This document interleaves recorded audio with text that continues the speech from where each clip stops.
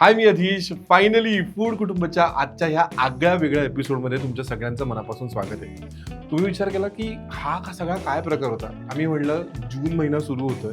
जून महिना म्हणलं की सगळीकडे आपल्याला छान पावसाची चाहूल लागते. कुठेतरी ना मनामध्ये एक हुरहुर असते की बाबा आता आंबा आपली साथ सोडणार आहे आणि परत नवीन सगळं एक जे ऋतुचक्र आहे हे सुरू होणार आहे.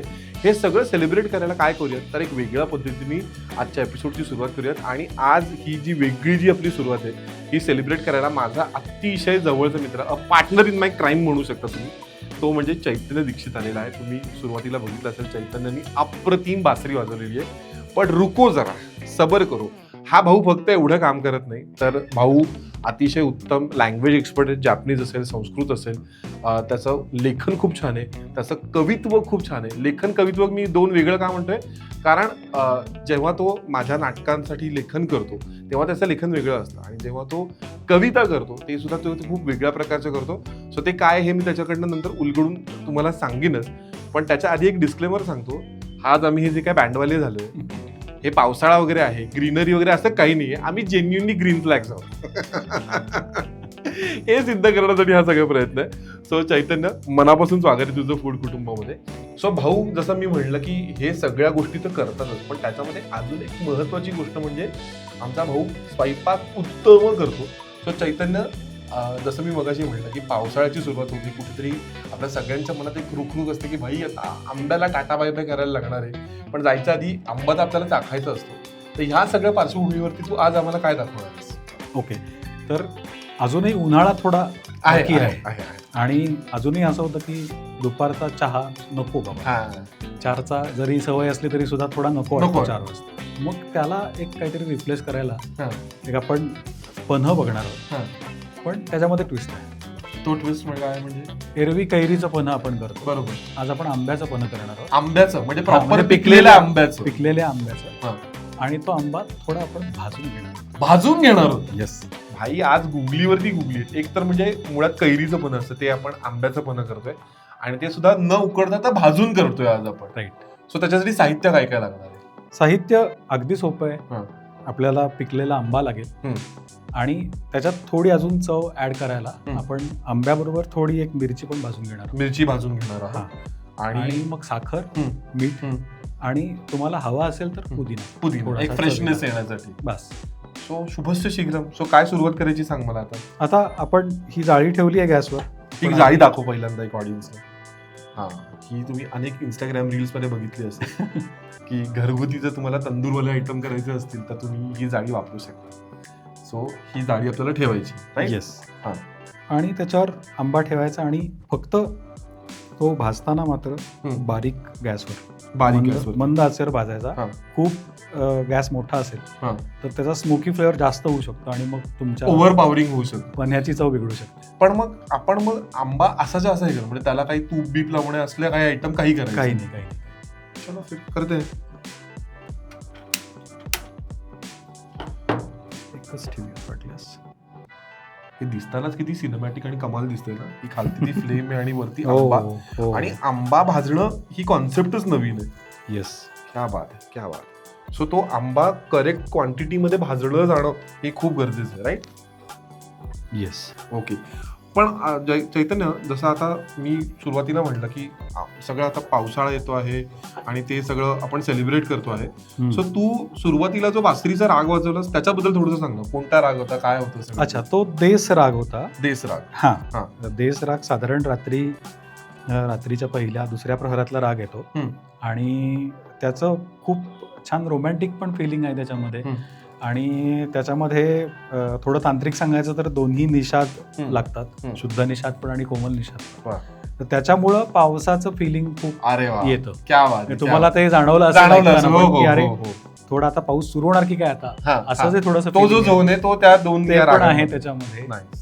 आपल्या प्रियकराची आठवण एखाद्या प्रेयसीला येते असं पण थोडं फिलिंग आहे रोमॅन्टिक. मी म्हणलं ना, वी आर ग्रीन फ्लॅग्स.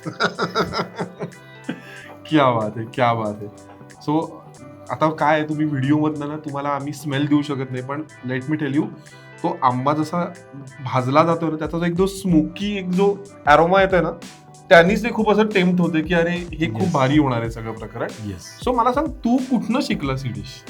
आमचा एक मित्र आहे ऍक्च्युली, हम्म. तो पण लेखक आहे, हम्म. प्रणव सखदेव म्हणून. बर तर त्यानं ही सांगितली होती.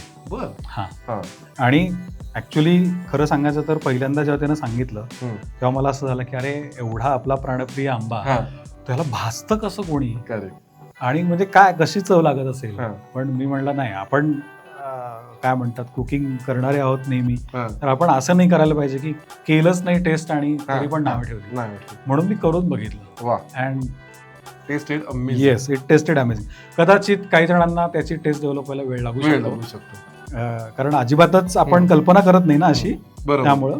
हा. पण एकदा तुम्हाला याची टेस्ट कळली की तुम्ही करणार, नक्की करणार आहे. वा भाई, आणि काय त्याच्यातनं म्हणजे कुकरची शिट्टी व्हावी तशी ती फ्लेम बाहेर निघतीये, येस. ज्याने ती खरोखर अमेझिंग, म्हणजे ते दिसायलाच खूप व्हिज्युअली खूप अपिलिंग आहे. सो चैतन्य, तू युजली स्वयंपाकघरामध्ये असतोस मला माहितीये, पण तुला हो. आठवते का रे तू पहिल्यांदा स्वयंपाकघरात कधी गेलोस आणि काय केलं होतंस? पहिल्यांदा मी स्वयंपाकघरात कधी गेलो असेल, लहानपणीच गेलो लहानपणी. असेल हा, ऑफकोर्स. हा. आणि आईकडनं पोळ्यांची कणिक मागून घेऊन पोळ्या लाटायचा प्रयत्न केला. वा वा वा. पोळ्यांच्या कणकेवरून आठवलं मला, खूपच विरड हे कनेक्शन आहे. पण चैतन्य अतिशय सुंदर गणपतीच्या मूर्त्या करतो आणि प्रत्येक गणपतीला आमचा एक ठरलेलं, म्हणजे जसे आम्ही पुण्यातले आहोत त्यामुळे आम्ही ऑब्व्हियसली सगळे पुण्यातले गणपती तर बघायला जातोच, पण चैतन्याच्या घरचा गणपती बघणं हा आमच्यासाठी एक सोहळा असतो. आणि अप्रतिम, म्हणजे अप्रतिम मूर्त्या करतो आणि तो म्हणतो ना जीव ओतून करतो. कुठले फॉर्मल प्रशिक्षण नाही घेतलेलं सर? नाही नाही हा, मला असं वाटलं की मी हवेवरती चालवतो. नाही नाही. पण जेन्युइनली त्यांनी कोणतंही प्रशिक्षण नाही घेतलेलं, पण तो त्या मूर्त्या खूप छान करतो. सो तसंच आजचा पदार्थ देखील छान होणार याची आम्हाला खात्री आहे. सो आपल्याला हे कितपत भाजून घ्यायचं आहे हे सगळं? फार अगदी आपण वांग्याचं भरीत करताना जेवढं ते फार भाजतो ना, तेवढंही नाही भाजायचं. म्हणजे कुठेतरी त्याचा तो येलोनेस जो आहे तो त्याच्यात टिकून हा राहिला. हा. कारण खूप भाजला ना तर त्याचं, मी म्हणलं मगाशी तसं, स्मोकी फ्लेवर जर खूप ओव्हरपॉवर झाला तर मग ते आवडणार नाही. हा, हे this much is good. This much is good. हा, असा दुसऱ्या बाजूनी पण सगळीकडनं तसा भाजला गेला पाहिजे. सो आम्ही एक काम करतो, मी हा आंबा चांगला भाजून घेतो आणि मग त्याचा आतला गर कसा दिसतोय हे तुम्हाला नंतर दाखवतो. तो असा भाजून तयार आहे. तर तुला लक्षात येईल की साल पण थोडी अशी निघायला आलेली आहे. बरोबर. पण अगदी असं लिबलिबीत पण नाही झालं की अगदी बोट घातलं की तो आत जातोय. येस येस, हा. तेवढंच आपल्याला भाजायचं आहे, नाहीतर मग फार स्मोकी फ्लेवर जास्त आहे. थोडं त्याला ओपनिंग करून नंतर तो आपल्याला व्यवस्थित सोलून घ्यायचं. सोलून घ्यायचं आहे व्यवस्थित. ओके. गरम असेल तर थोडं थांबू शकता तुम्ही, म्हणजे आहेच गरम थोडस. बहिणाबाईंनी सांगितलंच आहे ना, आधी हाताला चटके मग मिळते आंब्याचे सरबत. पण मला चांगलं काय वाटतं माहिती का, तू त्याला असं पूर्ण हे नाही केलेलं, म्हणजे तो त्याला ते म्हणजे डॅश ऑफ हीट तेवढंच मिळालेलं आहे. येस. आणि त्यानं काय होतं, हा. तो शिजतो पण आतनं आंबा. म्हणजे कैरीचं जे पन्ह करतात त्याला पण आंबा तो आधी आपण उकडून घेतो ना, बरोबर, त्या लेवलनं तो उकडला पण जातो. बरोबर. आणि याच्यामुळे स्मोकी फ्लेवर पण येतो. बरोबर. आणि दुसरं महत्वाचं काय आहे की कैरी इतका तो हार्ड पण नाही ना, त्यामुळे तो नाही. पटकन शिजतोय. येस, हे बघ वाफा येतात. छान. व्हिज्युअलीच इतका सुंदर दिसतोय ना शॉट, मला खात्री आहे की हा चवीला सुद्धा खूप छान लागणार आहे. सो आपण एक काम करूयात, आपण हे सगळं शांत थोडंसं गार होऊन देऊयात आणि मग आपल्याला फक्त गर काढून घ्यायचं आहे. येस. मग गर काढून घेतल्यानंतर आपल्याला काय करायचंय? गर काढून घेतला की आपण त्याच्या बरोबरीनं, मगाशी मी सांगायचं विसरलो, तुम्हाला हवं असेल तर आंब्या बरोबरीनं एक मिरची पण तुम्ही भाजून घेऊ शकता. अदरवाईज नुसती सुद्धा तुम्ही चालू शकता. नुसती. So आपण आता आज नुसती मिरची घेणार आहोत. आता एक आंबा असेल तर मिरचीच्या तिखटपणावर अवलंबून आहे, पण साधारण अर्धी मिरची पुरते. अर्धी मिरची. मिरचीची हिंट द्यायची. हिंट द्यायची आहे फक्त. अर्धी मिरची, पुदिना तुम्हाला हवा असेल त्याच्यात, पुदिन्याची पण चव हवी असेल तर एक 2-3 पानं पुदिन्याची पुरतील, आणि थोडी साखर आणि थोडं मीठ. ओके. मग एक काम करतो, आम्ही ह्या सगळ्या गोष्टी असेंबल करतो. आमचा मिक्सर इथे रेडी आहे, मिक्सरमधनं छान हे फिरवून घेतो. तोपर्यंत तुम्ही आमच्या किचनची टूर घ्या, कारण आमचं हे जे किचन आहे हे सजलं आहे ते म्हणजे पॉटरी डेनच्या सुंदर सिरॅमिक भांड्यांनी. आता तुम्ही बघू शकता ही भांडी दिसायला जितकी सुंदर आहेत ना, तेवढीच ती वापरायला सुद्धा स्टडी आहेत. सो पटकन आमच्या किचनची टूर घ्या आणि मग सरबताचा फायनल लुक बघूया.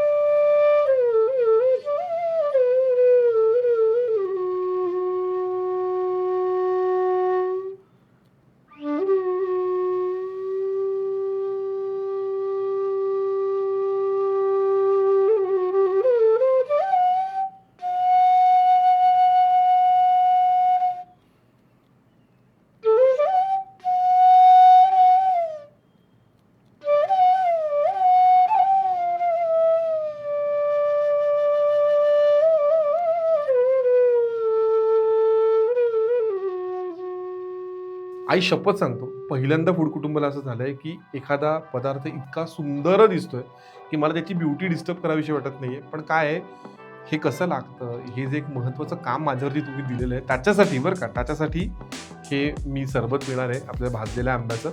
ॲट द सेम टाईम तुम्हाला इथे दिसत असेल की आमची पुढच्या पदार्थाची सुद्धा तयारी सुरू झालेली आहे. सो आता हा पुढचा पदार्थ काय आहे, आमचा चैतन्य हा जो एक खास कार्यक्रम करतो कहत कुमार, ते काय, हे सगळं काही तुम्हाला पुढच्या भागांमध्ये बघायला मिळणार आहे. पण त्यासाठी तुम्ही काय करायचं आहे, अर्थातच तुम्ही चॅनलला लाईक शेअर सबस्क्राईब करायचं आहे. So Chaitanya, over to you. So फक्त आम्ही काय म्हणतो ना, चिअर्स करतोय, कोणतंही वेगळं आम्ही काही गोष्ट प्रमोट करत नाहीये. So cheers. आणि मी तुम्हाला सांगतो आता हे कसं लागतंय.